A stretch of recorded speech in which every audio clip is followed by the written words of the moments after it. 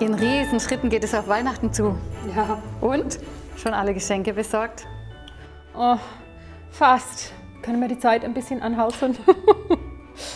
Nein, aber dann, bald bin ich soweit. Auch wenn noch nicht alles fertig ist, also ich freue mich schon richtig. Ich auch.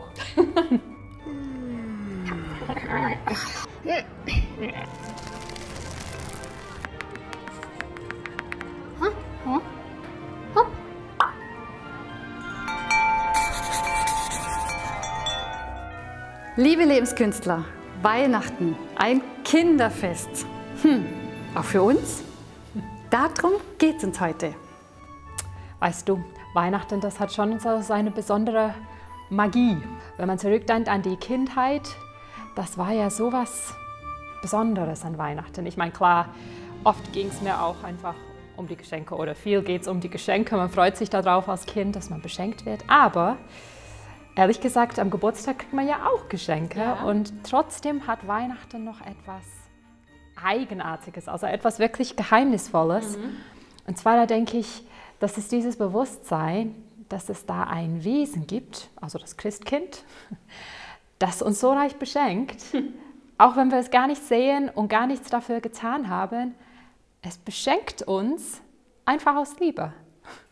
Weißt du, und man erlebt auch bei Familien, also bei erwachsenen Leuten, wenn die selber Kinder haben, die werden wieder zum Kind, wenn ihre Kinder sich so freuen. Und die Magie kommt zurück. Einfach beschenkt werden, ohne dass ich etwas dafür getan habe. Das ist das Erlebnis von einem Kind am Weihnachten.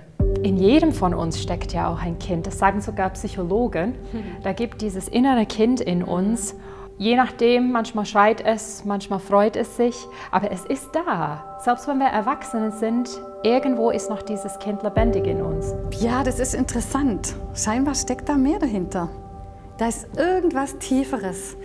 Also letztlich bleiben wir ja Gott gegenüber immer Kind. Er hat uns erschaffen und er liebt uns. Und das ist ja interessanterweise auch dieses Erlebnis, wenn jemand sich zum Beispiel zum Glauben nochmal bekehrt, dieses Erlebnis, ach, es gibt einen Gott und er liebt mich. Ja. Ich bin sein Kind. Ja, sowas kann man auch tausendmal hören, aber auf einmal trifft es einen so richtig mitten ins Herz, dieses Erlebnis, es gibt einen Gott.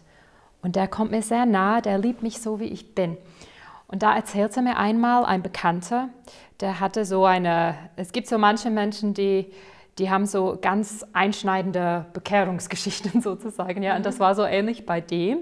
Er war also getauft als Kind und in der Familie, er ging dann sonntags in die Kirche in seine Kindheit und so. Aber so als Jugendlicher irgendwann driftete er ein bisschen ab und hatte immer weniger und weniger mit dem Glauben zu tun. Und irgendwann hat er praktisch den Rücken gekehrt dem Glauben gegenüber und hat nichts für sich wirklich darin gefunden. Aber da haben ihn Bekannte halt dann immer wieder eingeladen, mitzukommen auf eine Pilgerfahrt, ja, zu einem Wallfahrtsort. Und irgendwann dachte er dann, ja gut, dann gehe ich halt einmal mit. Und ist dann mitgefahren. Einem Morgen, da ist er früh aufgestanden und ist einfach spazieren gegangen. Ja? Und da kam er an eine Statue, eine Christusstatue. Und da hat ihn etwas einfach getroffen. Also in dem Moment, es gibt ja manchmal so Momente, wo die Gnade wie ein Blitz aus heiterem Himmel irgendwie uns ins Herz trifft. Und das muss so ähnlich gewesen sein.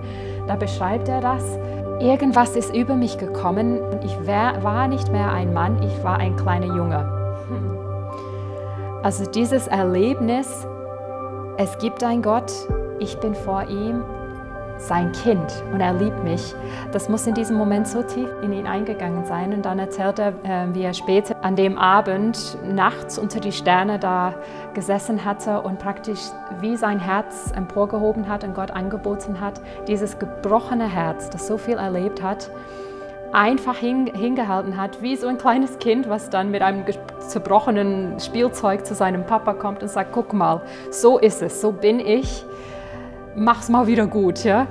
Und das war für ihn offensichtlich ein ganz starkes Erlebnis, das hat ihn geprägt.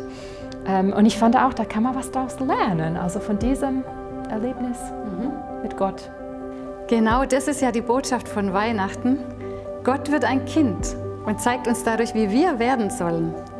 Wir heißen ja auch nicht nur Kinder Gottes, sondern wir sind es. Und das Kindsein, Das ist ein ganz eigenes Lebensgefühl. Das hat so was Befreiendes. Ich darf so sein, wie ich bin. Ich muss nichts leisten. Aber Gott glaubt an mich, er sieht das Große in mir und das lässt mich wachsen.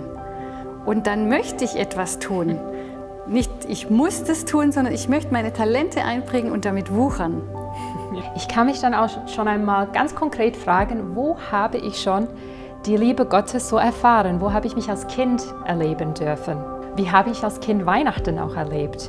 Und wie kann ich jetzt nochmals als Erwachsener in diesen Glanz sozusagen hineintauchen? Können wir uns das in den Tagen jetzt vor Weihnachten nicht einfach gönnen, dieses Erlebnis wieder neu in uns hochkommen zu lassen, lebendig werden zu lassen und diesen Vater Gott zu erleben, der uns eben als sein Kind liebt und uns so sehr liebt, dass er uns seinen Sohn Jesus Christus schenkt, der unser Bruder und Freund wird. Wir wünschen euch, dass ihr zu Weihnachten dieses Jahr in besonderer Weise diese Gnaden in euch tief aufnehmen könnt. Gottes Segen.